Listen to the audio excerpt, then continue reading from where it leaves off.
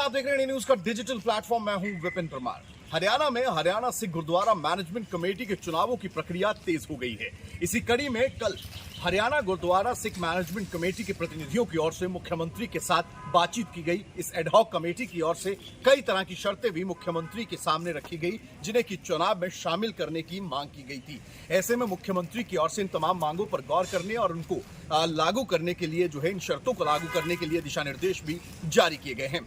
ऐसे में सबसे महत्वपूर्ण शर्तें जो कि हरियाणा सिख गुरुद्वारा मैनेजमेंट कमेटी के चुनाव में रखी गई वो ये थी कि सिर्फ केशधारी सिखों को ही मतदान करने का और चुनाव लड़ने का अधिकार होना चाहिए।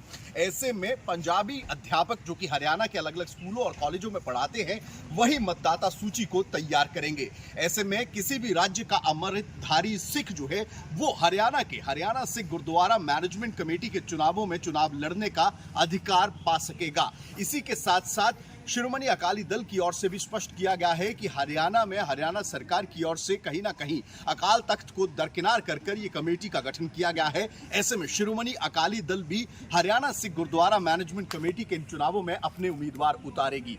ऐसे में अब तमाम सशर्त तरीके के साथ जो शर्तें मंजूर की गई हैं उनके साथ ये चुनाव होना है। 30 सितंबर जो है वो आखिरी तिथि निर्धारित की गई है मतदाता सूची बनाने को लेकर। ऐसे में काम इस चीज को लेकर जो है वो शुरू कर दिया गया है। प्रदेश के पंजाबी पढ़ाने वाले तमाम अध्यापक जो है मतदाताओं की सूची बनाएंगे। एक बार से एक मतदाता जो है वो रहेगा। ऐसे में स्पष्ट तौर पे ये कहा गया है कि अमृतधारी केशधारी जो सिख हैं उन्हीं को ही मतदान जो चुनाव है उसका लड़ने का अधिकार जो है वो दिया जाना चाहिए। अब देखना ये होगा क्योंकि पूर्व में HSGMC यानी कि हरियाणा सिख गुरुद्वारा मैनेजमेंट कमेटी और SGPC कई बार आमने सामने दिखाई दिए हैं। इन चुनावों में जब बाहरी राज्यों के अमृतधारी सिखों को भी चुनाव लड़ने का अधिकार जो दिया गया है, जो शर्त रखी गई थी उसे माना गया है। अब देखना ये होगा कि कितने उम्मीदवार जो हैं वो हरियाणा सिख गुरुद्वारा मैनेजमेंट कमेटी के इस चुनाव में चुनाव लड़ने के लिए आगे आते हैं।